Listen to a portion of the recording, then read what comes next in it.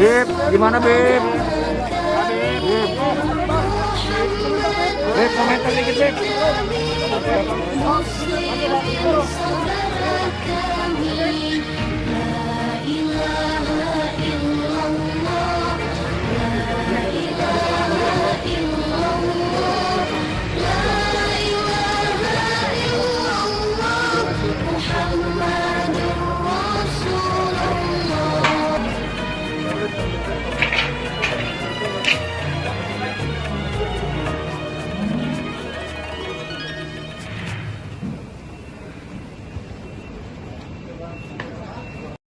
Tersangka MRS.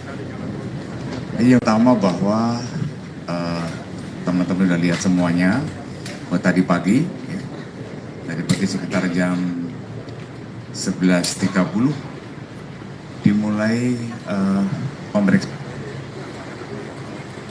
Mati. Ini humas.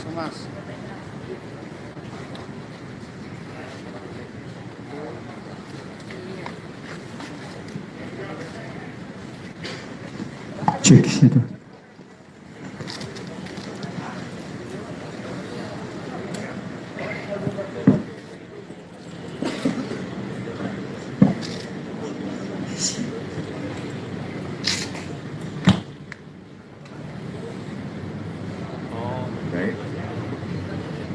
Baik, saya lanjutkan ya.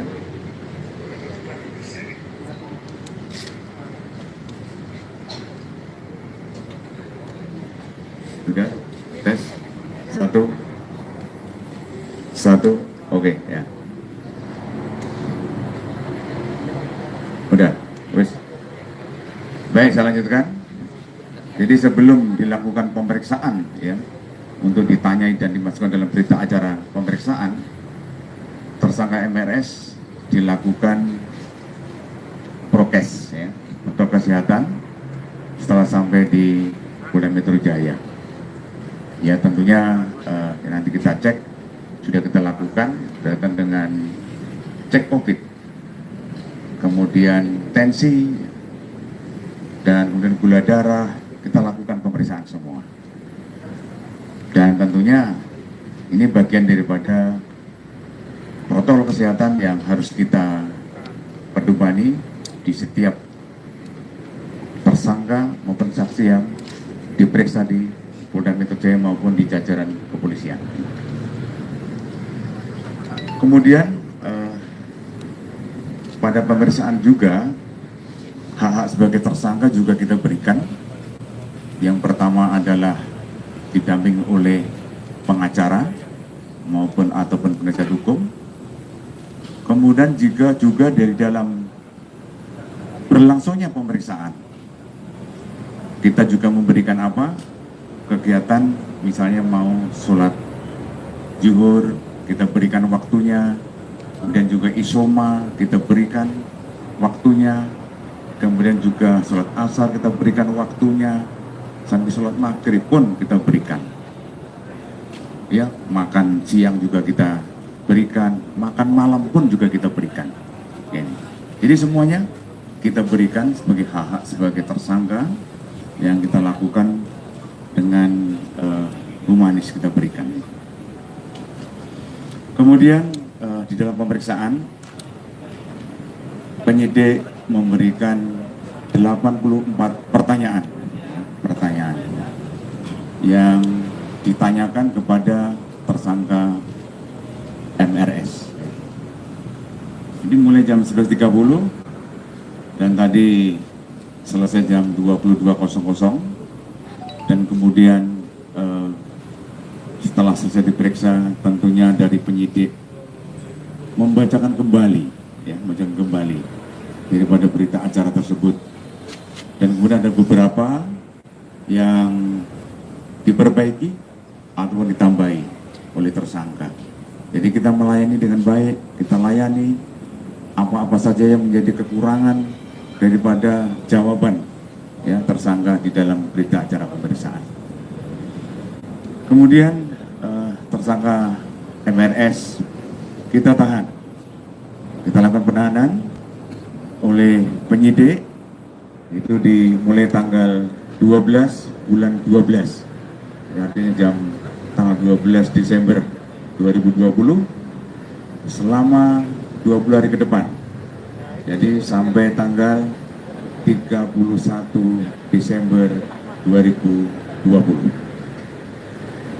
Alasan penahanan ada dua, yaitu objektif dan subjektif. Untuk objektif, ya ancaman di atas 5 tahun. Kemudian yang subjektif, kenapa dilakukan penahanan? Yang pertama agar tersangka tidak melarikan diri. Kemudian tersangka tidak menghilangkan barang bukti. Dan yang ketiga adalah tidak mengulangi perbuatannya.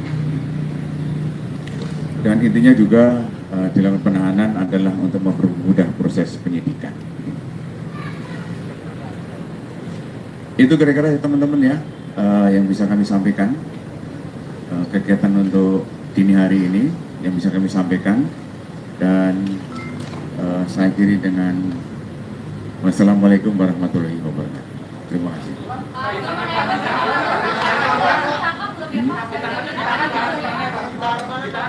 Ditahan di rutan, ditahannya ya di rutan Polda Metro Jaya di narkoba ya.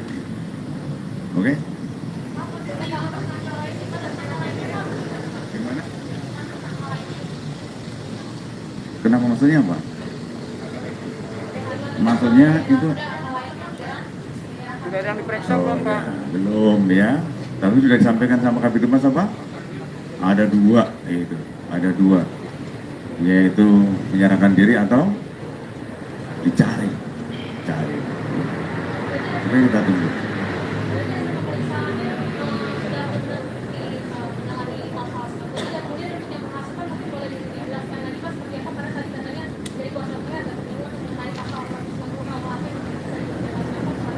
Kalau untuk materi nanti kita tunggu sama-sama dilihat di mana, di pengadilan ya, bareng-bareng kita lihat, kita dengerin ya. Kalau untuk materi untuk penyidikan, tentunya ini bagian daripada materi nanti di pengadilan. Yang terpenting bahwa penyidik melakukan pemeriksaan, apa yang disangkakan kita lakukan, kita tanyakan kepada yang bersangkutan. Gimana? Ya. Oke, makasih ya. Oke, selamat.